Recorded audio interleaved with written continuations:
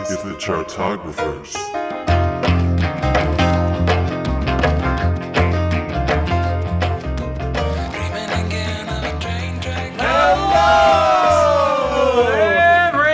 You're listening to the Chartographers, music-loving podcast, music-loving people, worst to first. You know the thing. You have the commemorative tattoos that we sent out in a mailer. It's great. They're rub-on, but they're fantastic. Our budget went to it. That's why we're recording on a stick. So, guys, listen. This is our Jay-Z Happy Hour Minisode. It is Evan Sadi. It is co-creator Taran O'Reilly. It is the one, the only Chartographers All-Star, Shannon, PXGiRedman White. Find him on Twitch. He streams a lot. It's great. And, guys, we're talking about Jay-Z, Shannon's favorite artist. He insisted. And so we had to, and we were happy to. But the thing is, in terms of Jay-Z, we need to start about the thing we do at the start of every Happy Hour Minisode. Guys, what's the worst Jay-Z song? And let me tell you my nomination for this thing. It's pretty obvious. I think for me, it's Things That You Do, featuring Mariah Carey off of Volume 3. Oh, totally. Oh, it's hard to top that. I mean, that's the choice, right? Yeah, I mean, listen, I'm also not a big fan of I Know What Girls Like off of Volume 1 either, because that's just, that way they did that beat, just everything about that. Also, the vocal take on the hooks is garbage. I know what girls like. Look, for me, I hate Holy Grail so much. I really do. That's Shannon. the worst? For me, my God. I'd rather listen to Mariah Carey do whatever she did than listen to Holy Grail. I hate that song. I hate that song. I hate it so much. Okay. Jesus, I get it. I get it. But the thing is, there are like 6 songs on Magna Carta Holy Grail besides that are like, that could be the worst. You know, Tom Ford's close. Tom Ford is bad. That was a single. He thought that was good enough to like promote. Yeah. He wanted people to hear that. I think, oh God, what were Versus is like really bad. I hated BBC. I hated Jay-Z Blue. I thought the La Familia was pretty bad. I know you didn't hate Nickels and Dimes, Evan. No, right? I hate the beat, but I think lyrically it actually does stuff. Yeah, I can get in my nickels and quarters for my sons and daughters. Like, there's just like some nice alliteration that he does on there. Like, it's a song that lyrically is better than the beat is providing for it. Yeah, so. the beat was terrible. Yeah, that's just the beats across the board. There are like nine. And the random Joan Crawford sample that's in fucking Jay-Z Blue. No more wire hangers. It's Faye Dunaway. Faye Dunaway. But, oh, okay, yeah. For me, I really hate Holy Grail, and I really hate Off That with Drake. Ooh, got it. I hate Off That. That's choice. weird because every time Drake and Jay-Z make a song together, it's usually good, but it's usually on Drake albums. It was a bad Timbaland chorus. Yeah, like that. Like that's again, that was Shock Value 2 era. Timbaland was no longer. I forgot about Shock Value on his peak. If you guys ever do a Timbaland discography, please. That'd be hard. I know how much you love Magoo. He's only put out 2 Timbaland albums, and then what do we do? He has He has those 2 albums with Timbaland and Magoo. Oof. Does he? Yeah. Magoo. Everyone loves Magoo. Yeah, no. Your favorite rapper, Magoo. Okay, so do we do Magoo tattoo? Email it to the chartographers@gmail.com. No. Do we do, like, Nelly Furtado? Like, do we just do his production discography? Which would be good. I think it would be good. I think we just do a Nelly Furtado episode. How about that? I want to talk about her neglected 2000 whatever album, The Invisible Spirit, or whatever. I don't need to do a Nelly Furtado. I'm like a bird! Okay, and don't get me wrong. I loved that. I loved Loose. When it came out, when I was, like... An age that was surprisingly young. Very low. Yes. Right. Okay, well, let's do the thing, though. Jay-Z guest verses. He's done quite a few. Good, the bad, everything in there. For me, weirdly enough, I'm not in love with his Beyonce guest verses that he does. He adds flavor to the song, but it's never, like, the highlight of the song. I'm mainly there for the Beyonce. When I think about Drunken Love or Deja Vu or Crazy in Love. I like the verse on Crazy in Love. I like Crazy in Love. I like Crazy in Love. Yeah. But I'm not like... They aren't his strongest verses. His strongest verse is Heartbreaker featuring Mariah Carey, obviously. Oh, my God. Yeah. Like honestly, well, if we're talking about in terms of he has so many guest verses. We can do one just for rappers, one just for R&B. Yeah. Because my favorite Jay-Z feature for the R&B artist is his one with Maya, "Get the Best of Me." Oh my god, I forgot about that. Yeah. That song. Okay. I love that. Oh my god, I love that song. But I don't know if that's necessarily that's a Jay-Z verse. That's a Maya song, I believe. Yeah. Mm-hmm. Yeah, But but- yeah, I always of course refer back to his verse on Monster by Kanye. No, okay, That was that's up there for one of Love! I don't get enough of it. his. No, Jay. All I get is his vampires and bloodsuckers. No, Jay-Z literally just went. He just went in the booth and just named monsters. Yes! like, So funny! I'm like, wait a minute, what? like, Godzilla, Loch Ness, yeah. zombie, a Like, ghoul. are you just naming With no monsters that's conscience. coming into your mind right now? Like, It's not even a zombie, it's a zombie with no conscience. I'm Yeah. like, oh, okay. like that's a zombie. That's a He also says ATM machine and pin number. That's the kind of person he is. You know that. like, oh my god, like that's if I had a hated Jay-Z best verse, Yeah. that would be it. Like, I mean, I usually skip it. yeah, I'm. Because then you have Like, the don't Nicki get me verse right wrong, after. I still yeah. know all the words. Yeah. Right, But, yeah. I mean, you're there for Nicki. Yeah. Yeah, you're there for Nicki. That's a Nicki song. Yeah. More importantly, though, you've been a Jay-Z fan for a while there. Mm-hmm. We didn't count them there. If you wouldn't mind doing us a favor and walking us through his collaborative albums, from Streets is Watching Right. all the way up to So, Watch the Throne. he so first had- he had Streets is Watching. Right, Yeah. I think he had Streets is Watching. Then he had Rock La Familia, and then after Black Album, he released The two R. Kelly R. albums. Kelly collaborative albums. Then I believe the Linkin Park the one. Linkin Park one. Then Watch the Throne. Yes. And then Linkin everything Parkers. is Then everything is love. Yeah. And again, I know you guys don't like Everything Is Love. I like Everything Is Love. But You do! I understand why people don't. I understand why people don't. I don't hate it. It's just Because not it's my like- favorite form of Beyonce. Yeah, because it's basically like the Migos was in the studio with Jay-Z and Beyonce, and they made an album. Right. Yeah. So, or they got a bunch of Migos reference tracks and they made an album, which is cool. And I like the fact that Jay-Z kind of jumped in there. I'm not saying it's. I wouldn't rank it like it's my favorite. Right. I enjoyed it. I really do like it. If it was for like just out of pure enjoyment, I'm not like. It's probably one of my favorite albums I listened to this year. I wouldn't put it as the best album of the year for me personally, but it's one of my favorite that I've listened to. But you know, I'm not like. I don't think I'll be listening to that album I mean, like. yeah, it's catchy, but it's Yeah, disposable. because, I mean, like, yeah, exactly. It's for me at least. Beyonce's so talented, and I don't get her talent from that. Right, because From rapping, from rapping, and again, it's not. Again, it's the Migos, so it's like if you're not, we're not. I'm not. Me personally, as a music listener, I'm not jumping to the Migos to like. Right. I like that she's rapping. I like her ability to kind of do it. It's like it's cool. Like I enjoyed it. It was a fun record, but I'm not ranking it high on for either of their discographies of what they've done previously. Yeah. But I like it was something cool, something fresh, and they threw it out of nowhere. So it was like cool. Thank you. Yeah, I absolutely. can take it. So, Watch the Throne. What was your thoughts? For us, listen to season 7 of episode 1 when we did Kanye West. Like for me, I like Watch the Throne. Mm-hmm. You like Ham. No, I don't know. Ham is Ham. Oh my god, I forgot about Ham. Yeah. Ham is up there with the worst. Oh, yeah. Is it the worst? That was the lead single, and it was just like, really? No. This is the Lex No. Luger beat you're going Yeah, with? that was not great. No, Yeah. no. It's a bonus track. But I do like the songs. I do like some of the songs. What's the name of the song? What's the name of that song? Otis? Where has it? No, not. I like Otis, but that's not what I'm thinking about. It's with Otis Red. It's with an Otis Redfield sample as well. I do like that last song with Mr. Hudson on there. Like, I can look it up. I can look it up right now. Yeah. I loved the Take Off. Beyonce. Yeah. Yeah. Burr, burr, Lift burr, off. burr, burr, burr, burr, burr. Yeah. Can you I take mean- it to the moon? Take it to the stars. Yeah. Oh It's yeah. not Whew. like it's not like that I love. it's It. not Yeah, like Beyonce a killed pop. Like that song was never gonna be a hit, Yeah. but they're just like the journey you go on. You know, like Kanye really knocked that one out of the Yeah, park. and wasn't it during the Chicago stop when they did the Watch the Throne tour when they went ahead and performed in Paris 7 times? Well, they were Like, doing that yeah. at every show. Yeah, because They were just playing the encore, just like Yeah. until it Burp, seemed burp. like the crowd Burp, had burp. had enough. Yeah. You looked that- it up? Yeah. Yeah. So The Joy with Curtis Mayfield. Kanye Oh West. yeah. Yeah. I love that song. Like, so songs like that stuck out to me. I wasn't a big fan of Paris. Like, I like Paris. It was cool when it came out, but it got annoying very quickly for me because it's just, It's pretty repetitive. yeah, it's just so repetitive. Beeper.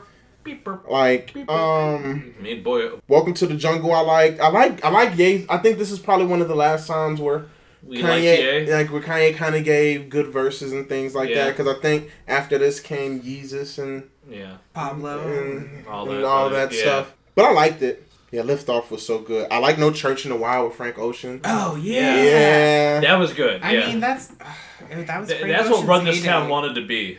Yeah, exactly. Yeah. That is what Run This Town wanted to be. Yeah. Oh my god, and then fucking DJ Khaled come out with some Jay-Z songs recently, and they were just so bad. Like, I don't... Why are we still letting DJ Khaled be a thing? It's, you know what? I don't... It's a no-brainer. Like, I don't know, man. Like, and I appreciate, like, I never in my mind was at home like, I want to hear what Jay-Z and Future sounds like together. Yeah. But when I heard that Jay-Z and Future had a song, I said, oh, that's an interesting pairing. I want to listen to it. Now, it wasn't that good, in my opinion. It's no, not good. and what's weird is, even the song... It's like a DJ Khaled formula. Like he knows the songs to put out at what DBMs is gonna get the most hits. Just because and it's like a formula because even the song Jay-Z and Beyonce have together for DJ Khaled, Shannon, I'm not a big fan of that either. Pretty boring. Yeah, I'm like okay. So I don't know. I hate I don't know, but for a little bit DJ Khaled had the good collaborative songs like I'm Hood and the remix. We Taking Over? Yeah, like come on. I mean, what, literally? that was I feel like that was when Wayne that was one of the sickest Wayne's that verses. was one of the times when that was before Carter 3. Mm-hmm. You know, it was like he was rising, but that I feel like that verse was what made all of the like white kids go like, "Oh shit, who's that?" You know what I mean? Right, so for like that's right when Dedication 2 came out. And he took over the song. That's when he had all the mixtapes that he was rapping over This is when he took "Show Me What You Got" from Jay-Z and made an infinitely better song with his version. Like and then that verse right there, oh my god, he just took off. And I think that's when Lil Wayne went from this point to legend. Like it was just like, no, he's one of the greatest of all time. That verse was that. Oh my god. All right, so here I'm going to toss a couple guest features out there because I pulled them up. So it's starting with 98. I feel like because as much as I want to talk about Rel, I don't feel like anyone wants to talk about Rel. Jermaine Dupri, "Money Ain't a Thing." Wasn't that one of his songs? I think it was, but like Isn't that on this? Yeah, I think it was. Yeah, Money. I think it was on both. Okay. It was one of those. It was on both project ones. Memphis Bleak. I don't know why that's. Every Memphis Bleak verse just made me cringe so Oh much. my god, no, not as much. Here's the thing. So, like, is Beanie Siegel, like, a special needs cause, or, like, what's going on with that? Because he's, like, gives him so much... I liked Beanie Siegel more than Memphis Bleak. Yeah. No, so Memphis Bleak is pretty much the person that Jay-Z grew up with. That's like his child. Like that's like his day one. So and again, I like Memphis Bleak personally, but I think because again, and Memphis Bleak like had some of the he had some hits too. He had a song with T.I. called "Around Here" that took off out of nowhere. This is before people really knew who T.I. was. He was the rubber band man. And Memphis Bleak was like, I want to put T.I. on this song. Like Memphis Bleak has a great he's a great A&R. He has a great ear for what's happening out there, but he's on a lot of guest verses. He never really got the takeoff. I don't know what it was. Like it just didn't work out because Jay-Z was like, he's the better version of me when he was introducing him to the world, and then it just kind of never clicked because that wasn't true. Like he just wasn't. But Beanie Siegel, on the other hand, Philly legend. People hold Beanie Siegel in high regard as well. Just as like your Jadakiss stuff like that, Beanie Siegel was up there. Part of state property, was signed to Rockefeller. Beans was the really street dude, like the one that was, even though he was a rapper, was actually still out there involved in street politics and things like that. But he was so good as an MC because a lot of people don't realize that battle rap and a lot of dope lyricism comes out of Philly as well. So Beanie Siegel was like one of the first ones to really take off from Philly, and every single track he did with Jay-Z, it was like, yo, Jay-Z is Jay-Z, but this Beanie Siegel, like he got him on some verses. It's just like, yo. And then like even when him and Nas got into me, he was like, Beanie Siegel better than you. Like your own artist is better than you. Like actually, and Beanie Siegel was involved with the Meek Mill, Nicki Minaj, Drake beef, and then when Game got involved and stuff like that. So Beanie Siegel was part of that because Beanie Siegel and Meek Mill were beefing and stuff. But and then even Beanie Sigel beef with Jay-Z. Like now, if you've never listened to the Beanie Sigel albums, he has phenomenal albums. Okay. He has a song called "Feel It in the Air." When you listen to it, you're gonna be eerie. It's just like a chilling story about him just feeling like death is like he's gonna die soon. Like death is around the corner. Like I feel it. Like I know. Like it's Beanie Sigel got some like so. Beanie Siegel's dope. This one, and I'm so glad I got to play for Taran. Punjabi MC, Beware the Boys. Oh, so good. I had never heard it before. And when he threw it on, I was like, what is this? I took a couple semesters of Hindi in college. Like, I love that sound, that whole, like, Hindi music. It's amazing. And so when a rapper can, like, keep up with that. Yeah, it was so dope. It was so unexpected. It was so dope. People were like, "That's actually pretty fun." And then it used on the fucking Knight Rider bass line too, like kind of deep in there. "Frontin" by Pharrell featuring Jay-Z. 'Cause you frontin'. I can't even. I can't even.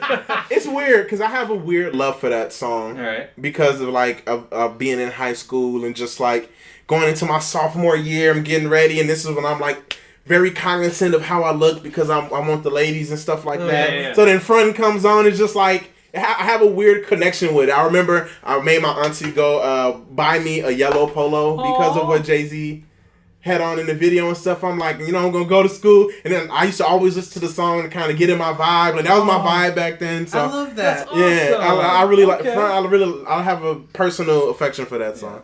I don't know if we want to talk about the guest verse on Umbrella, but that was the thing that happened for a while. I mean, I just love Umbrella so much, but it was an interesting way to start the song. Jay-Z had no reason to be where he was anywhere near that song. Yeah. Just put Rihanna out, and that's like I didn't need Jay-Z, and it still was a hit, thank God. But he was also on "Talk That Talk" by Rihanna, but I don't remember that as well. It's fine. Yeah. Also, "Hot Toddy" by Usher featuring Jay-Z. I don't fucking remember that shit. No one knows. No, I know it. Oh, you do? Yeah, I know it. Yeah. Young Jeezy featuring Jay-Z and Andre 3000. I do. Yes. Yeah, Jay-Z. Yes. Jay-Z likes Young Jeezy. Cause Jay-Z. Well, granted, okay. Yeah, Jay-Z and Young Jeezy make great music together, and Jay-Z has a certain connection with Young Jeezy because when he was president of Def Jam, he kind of brought Jeezy under his wing, and that was outside of Rihanna. That was one of the projects for him that was successful. It was like it hit, like he got big, like he got popular. He was one of the best in the game. So they made great music together, and Jeezy being from Atlanta, and some of the songs he was able to make with a more East Coast sound, and it just worked.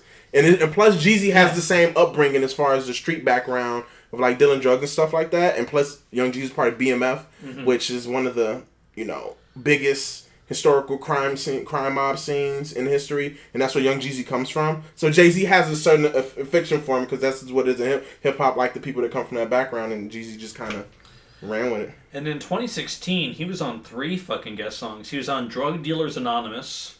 That's featuring Jay-Z. Now that's hip hop. I love that song. Okay. That song, I love that song. He was on "Pop Style," Drake featuring Jay-Z and Kanye West. Shannon got He said like 2. No, he literally said 2 words. No, literally like 2-3 words. No, and I'm not saying he repeated it. No, I mean literally he said, "If I ain't gonna got it, I'ma get it. And if I don't, you gonna live." That was it. That was it. And then it was just it was the word. I don't even know why Drake even released. I don't know who released that song. It should never came out. Clearly, Jay-Z did not want to be there. That was "I'm not doing this song" verse on there, and they just left it in there. And then terrible. "I Got the Keys" by DJ Khaled. Don't mention that to me. Don't, come on. Yeah. Like I'm not running back to "I Got the Keys" at all. Yeah, no one is. So the other thing, just out of curiosity, have you ever seen him live? No, I have not. Well, I've seen him, not personally, like been there myself. I've seen videos and stuff like that. And I think he's, before, like, he was kind of known as like kind of a kind of trash live performer because he didn't do anything. He just kind of stood there and just rapped. Yeah. And that's it. And didn't move.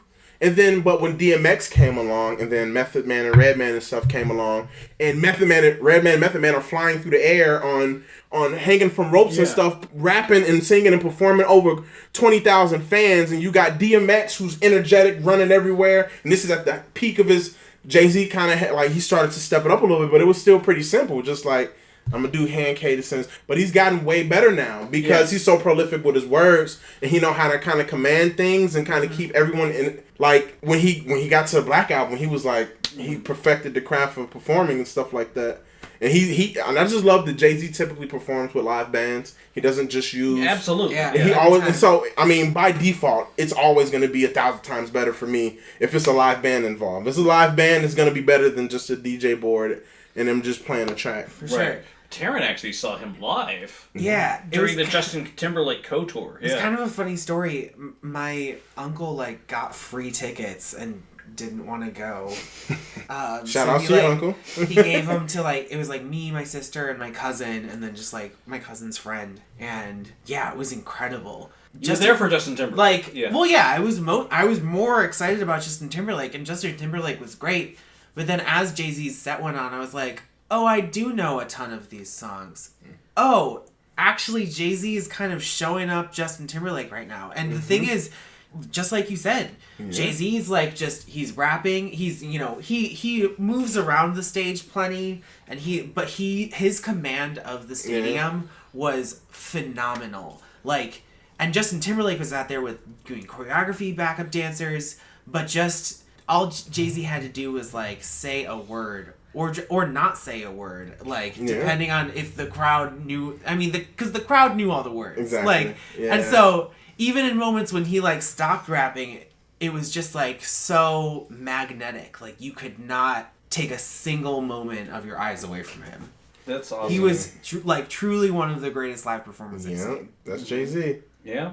Now, here's the other thing, though. I was trying to look up, and I asked Nick Shota, who was our guest on several episodes. He's also a Chartographer's All-Star. We'll have a brunch. Because he was on our Beyonce episode, I'm like, hey, just for my sake, how did Jay-Z and Beyonce meet? And he's like, no idea. And the thing is that to this day, no one really knows. Like, I mean, they like worked together on, Bonnie and Clyde 03, and he started appearing on her songs, but there was never really like a start date because credit to them, they are two of the biggest stars in the world, and they have kept their relationship very fucking private. And I mean, the extent of people's knowledge of the relationship is pretty much from their songs and music. Right, from exactly what they have chosen to tell us about. Yeah. What we do know is they kind of made things official when she was 21. He pursued her. He was feeling her. Earlier on, she wasn't really thinking that he was serious about it.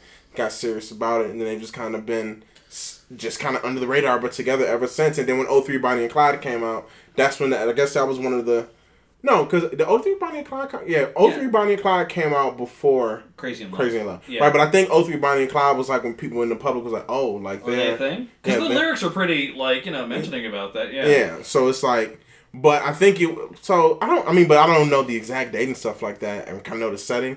But it's been a while, and they've been so secretive about it, and that's hard. You don't see that too often. You pretty much know everything at this point about a relationship. But they've kept it. The only things we know is what they tell us. That's it. So. I know, which I think is so fascinating. And I feel like, again, as we mentioned when we had a discussion of 444, what have you, I feel like him getting to know her has been good for him too, just because you see his worldview so gradually change over time too, of having a stable relationship and maybe not fucking another woman that's not him. Like it's just like it's fascinating to see how that integrates, and now especially now that they have so many goddamn kids together too. Right. They have Three. Because she had twins. Right, she had twins. Yeah. Still though, that's not like that many. Also, Blue's college fund has got to be pretty sweet at this point, honestly, given the number of songs that Blue has been on. Yeah. Blue's Freestyle, Blue Ivy off of the Beyonce album, Right. I don't think she's been a bad... Blue has been... I feel like Blue is like 100% for her features so far. Mm-hmm. Like, I don't think anything she's been involved with was bad to date. Unlike when Zarek had an issue during our Outcast episode that you were on when he was upset with all the times Bamboo showed up on all those Big Boy tracks. Just like, I don't like kids in rap songs. Sorry, I can't be honest about that. I mean, I think the song that he got when she was born, the song where he recorded her first cries, that Pharrell produced. I forget the name of the song. Oh my god, that song is so beautiful. I like the song she got on 444 on the extra tracks, and he actually explained how that happened. Like, he just kind of watches her sometimes when she'll like go see Beyonce perform and stuff. Yeah. And he started to notice that she actually understands rhythm and has a bop with things. And so he was like, one day he just let her record, and she just kind of was rapping. She wasn't saying words, but you can say she had a flow and the cadence, and she knew how to keep with the beat. So he was like, he just thought it was amazing. So he was like, and again, as corny as it is, I love it because it's like it shows, again, especially as a, as a black person, like it shows representation of like a father and their kid and development and growth and like urging them to like go with what they like, go with what they know. So I'm just like, oh, that shit's just beautiful. Even though it's corny, but it's beautiful. I love it. Mm-hmm.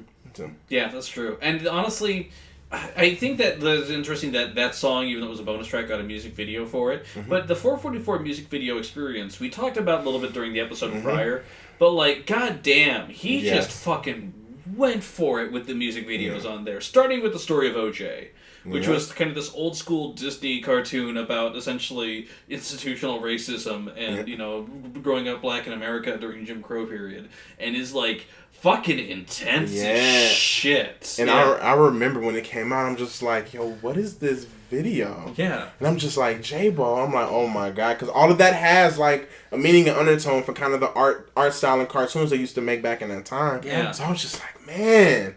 And there was also my boy who did that, Mark Romanek, the music video director, who's directed some of the most iconic music videos of all time, ranging from Scream by Michael and Janet Jackson to fucking Cochise by goddamn Audioslave to another video by Jay-Z called 99 Problems, which is maybe his best music video ever, too. Yeah, that song is one of his best songs, too. Yeah. Again, as we mentioned, rap songs don't tend to work all the time. And I think Rick Rubin's brilliance on that song is that he just let the beat breathe. It was a bam, and then the drums kind of have time. You have time to flow over it, so it's not like too like dominating. Right, it's not it like wasn't too complex. In the guitar. It's not like fucking Lil Wayne doing pop punk or like trying to Hendrix his way through a fucking song. Like, just fucking stop, dude. Don't ever say Lil Wayne and Hendrix in the same sentence again. This is what he's trying to do. Remember his fucking guitar solo on fucking Lollipop? I mean, if you guys ever do Lil Wayne, like, I would love to do that only to laugh at the Rock album. Okay. I'm Not a Human Being? What? Or I Am Not a Human Being 2? Like... The Drought 3? I thought that was good, though. Right. No Dedication 8? That's going to be hard to gauge because do you count the mixtapes? Because I know, but you fucking have to. Like, you could do a studio albums, but like his empire is built on mixtapes. And that's a lot. That's more than this. That's more than, like... Oh, and Jay-Z fucking guested on the Carter 3 when they did Dr. Carter. Yep, and I love that song personally. Yeah. I love it. How does Jay-Z do on that one? I think he does good. I think he does great. I like him on Mr. Carter. Yeah. I feel like, Wayne shined the most. Yeah. But I like Jay-Z's, like, he helped. Yeah. He didn't so, when you were growing up and listening to hip-hop, was Jay-Z, like, he wasn't your first, but he no, was like, so, right. So, when I grew up, I was more so Tupac and Nas. Oh, okay. Because, in a weird way, my uncle one day came over and he left this cassette tape. And he was like, don't break my cassette tape. I was like, okay, I won't break the cassette tape. How old was I? 7, 8? Okay. And so, on one side, it was, I believe, Tupac's All Eyes on Me. And then on the other side was Nas's It Was Written.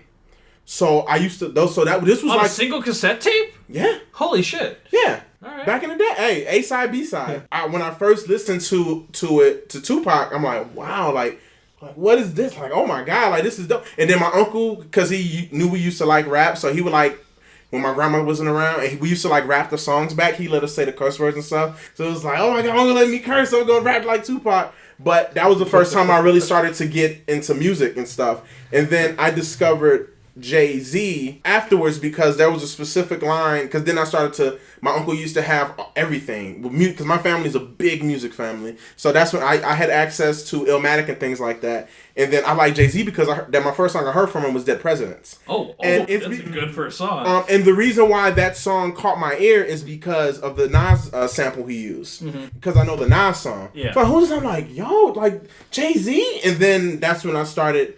That's when I heard Jay-Z, but I didn't really look into him until Hard Knock Life 2. He was still one of the originating. Yeah. Okay.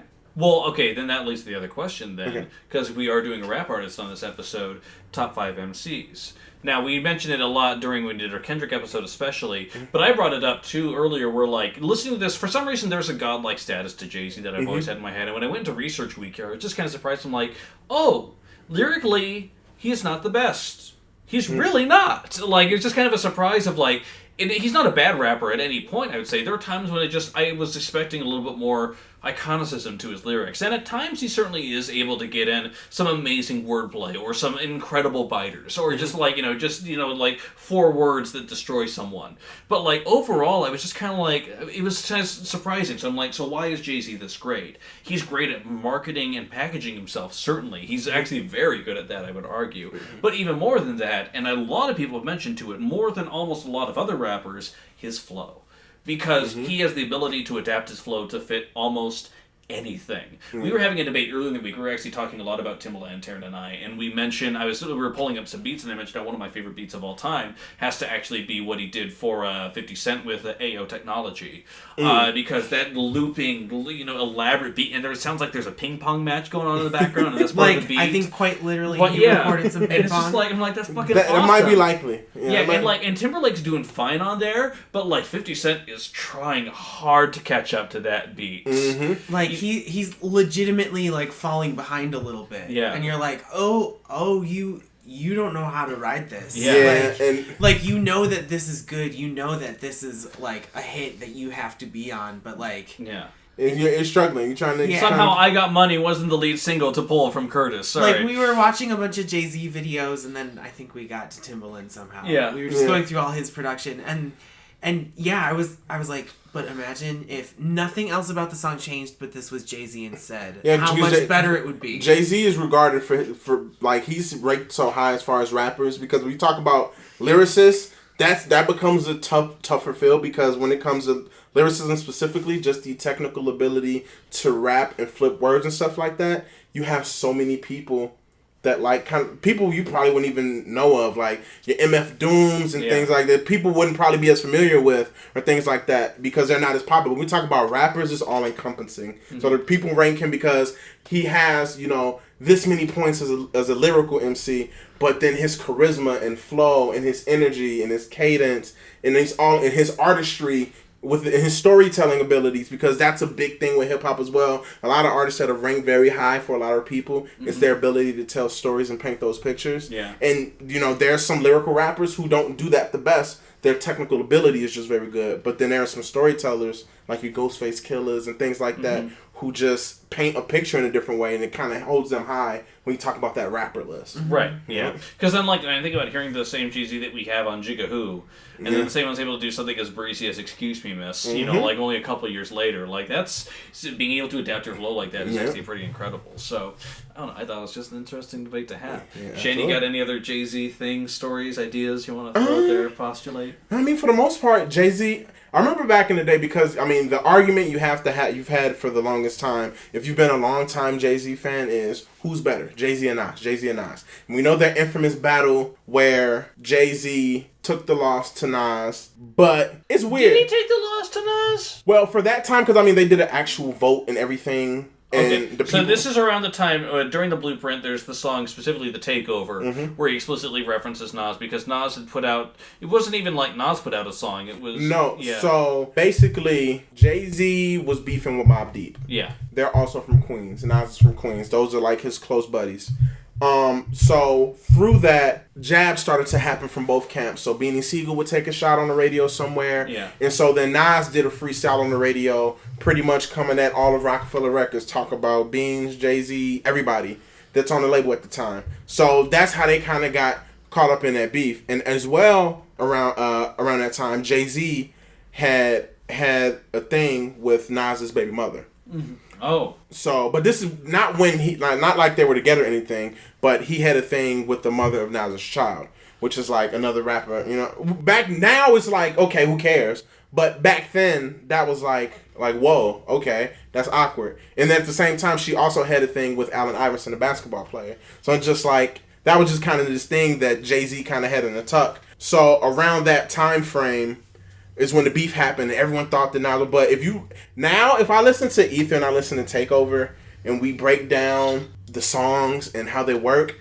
I personally, back in the day, I would say, Nas all day. Nas, I'm a Nas fan. Nas. Mm-hmm. But as time has progressed, Jay-Z, I like Takeover more.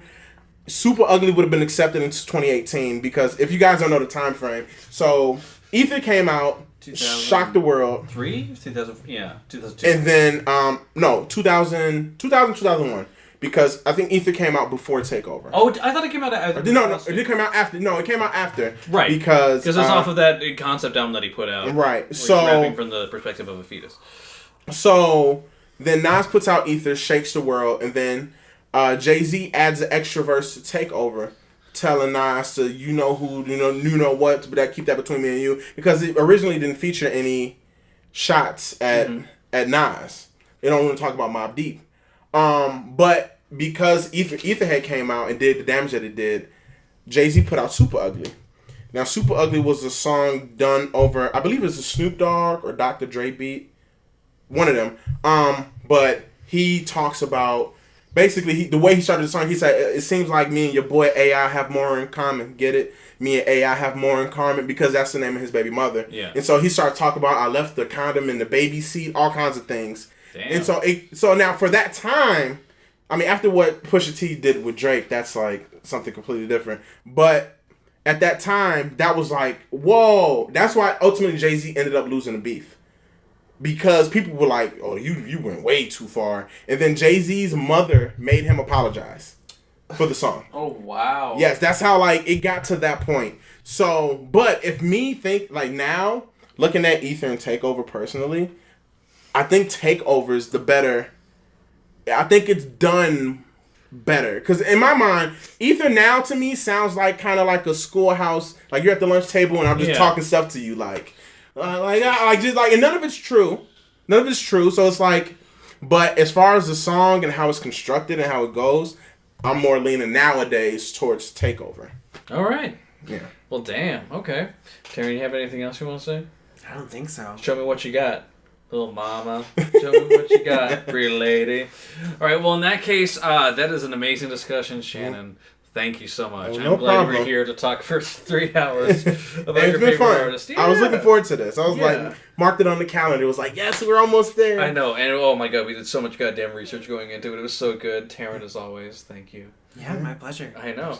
In the meantime, guys, let us know your thoughts. Find us on the Facebook. Stalk us, if you will. And throw on your own ranking there. And again, Shannon will provide you a guaranteed Shannon clapback trademark. And also, on top of that, please, email us at thechartographers@gmail.com. Feel free to rank us and review us on iTunes. Even if you hate us, that's fine. It's still a review, and we'll count that as a metric. In the meantime, though, guys, thank you so much for listening. Keep on listening. You know there will be.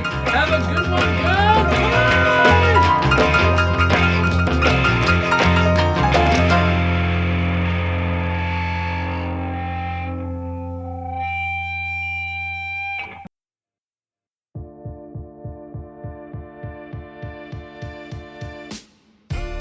Hey, this is Kyle Hawk from It's All Dead, a podcast about the music we love and why we love it. Our show is a free-flowing conversation featuring a rotating cast of guests, including musicians, music journalists, and music enthusiasts, sharing how the music is still alive and well. Subscribe on your favorite podcast app, and then come visit us at itsalldead.com.